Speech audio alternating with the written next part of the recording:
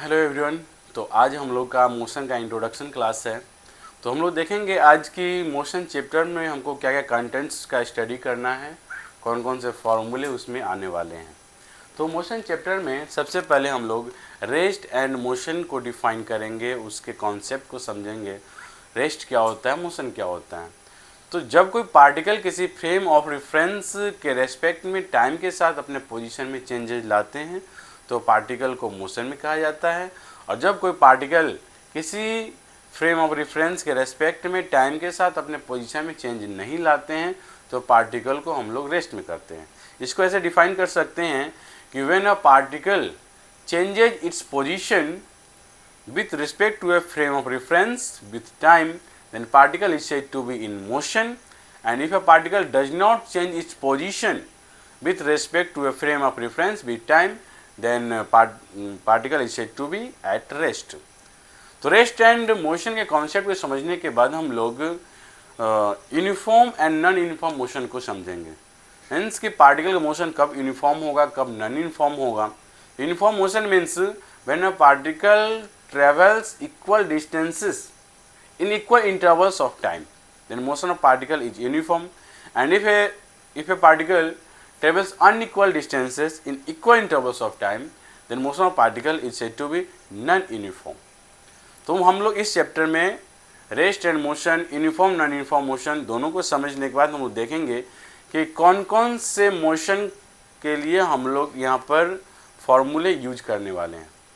तो यहाँ पर इस चैप्टर में स्केलर और वेक्टर को भी समझ लेते हैं कि कोई भी फिजिकल क्वांटिटीज कब स्केलर है और कौन सी फिजिकल क्वांटिटीज वेक्टर्स है। Scalar quantities means those physical quantities having only magnitude for its complete specification. For example distance, speed, pressure, frequency, time, mass, length etcetera etcetera. Means कि किसी physical quantities को completely define करने के लिए केवल magnitude required हो तो वो फिजिकल क्वांटिटीज स्केलर होते हैं। वेक्टर क्वांटिटीज क्या होते हैं?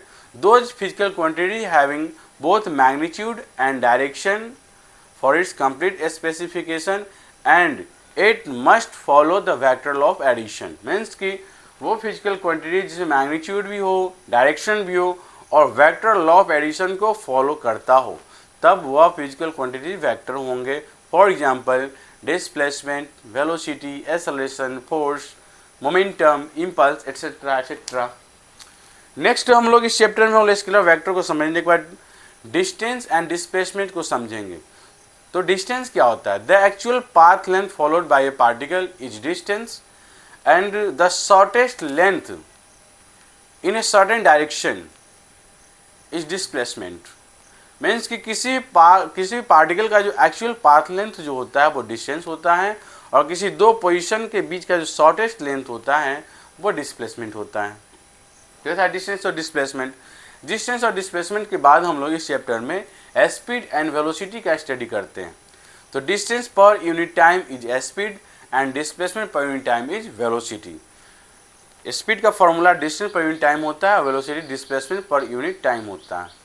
नेक्स्ट है average speed and instantaneous speed और average velocity and instantaneous velocity. तो किसी इंस्टेंट में पार्टिकल के स्पीड या वेलोसिटी को इंस्टेंटेनियस स्पीड या वेलोसिटी कहेंगे। और जब पार्टिकल डिफरेंट इंटरवल्स में मोशन करते हैं तो उनके टोटल डिस्टेंस के सम और टोटल टाइम इंटरवल्स का सम का जो रेशियो होता है वो एवरेज स्पीड होता है और नेट डिस्प्लेसमेंट और टोटल टाइम इंटरवल का जो रेशियो होता है वो एवरेज वेलोसिटी होता है। तो इस चैप्टर में एवरेज स्पीड और average velocity, instantaneous speed and instantaneous velocity के बाद हम लोग एक्सेलरेशन का स्टडी करते हैं। मीन्स कि जब कोई पार्टिकल टाइम के साथ इक्वली टाइम इंटरवल पर अपना वेलोसिटी चेंज करता है तो पार्टिकल के मोशन को एक्सेलरेटेड मोशन कहते हैं। मीन्स कि एक्सेलरेशन क्या है? तो acceleration the time rate of change of velocity of a particle और a body is acceleration. And when a body equally changes its position with time, then the acceleration is said to be uniform. जब कोई particle equal time intervals में equal velocity में changes लाएंगे in certain direction तो particle के ऐसे motion को uniformly accelerated motion बोलते हैं। और यूनिफॉर्मली एक्सेलरेटेड मोशंस के क्वेश्चंस को सॉल्व करने के लिए काइनेमेटिकल इक्वेशंस का यूज करते हैं। और ये काइनेमेटिकल इक्वेशंस 3 हैं हमारा: velocity time equation, displacement time equation और वेलोसिटी टाइम इक्वेशन।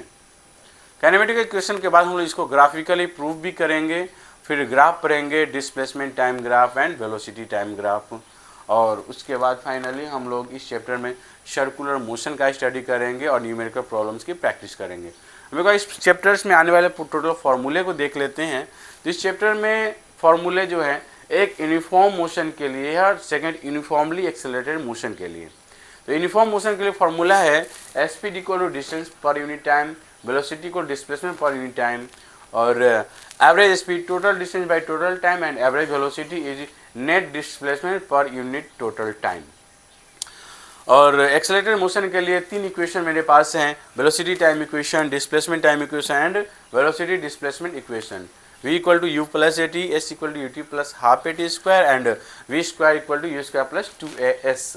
और एक और कोई फार्मूला यहाँ पर है, distance travel in nth second. For example, जैसे आपसे क्वेश्चन करा जाए कि कोई भी पार्टिकल 10 सेकेंड में कितना डिस्टेंस ट्रेवल करता है, इसका मतलब ये हो गया कि 1 से लेकर 10 सेकेंड तक टोटल टाइम 0 से 10 सेकेंड में कितना डिस्टेंस ट्रेवल किया। ये 10 सेकेंड का मीनिंग है। अगर हमसे क्वेश्चन किया जाए कि 10th सेकेंड में कितना डिस्टेंस ट्रेवल किया, दैट मीन्स कि after 9th second up to 10th second, 9th second के बाद और 10th सेकेंड तक लास्ट सेकेंड में जो डिस्टेंस ट्रेवल किया उसको हम लोग nth बोलते हैं। तो उसके लिए फॉर्मूला हम लोग इस्तेमाल करेंगे S nth equal to U plus A by two 2n-1।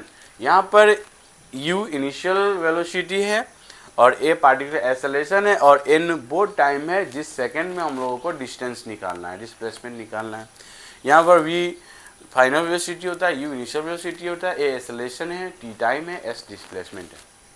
तो ये था मोशन चैप्टर का इंट्रोडक्शन और हम लोग नेक्स्ट सेशन से एक 1 by 1 करके सभी टॉपिक को कवर करेंगे और उसके फॉर्मूले को देखेंगे और उस पर प्रॉब्लम का भी प्रैक्टिस करेंगे। Thank you.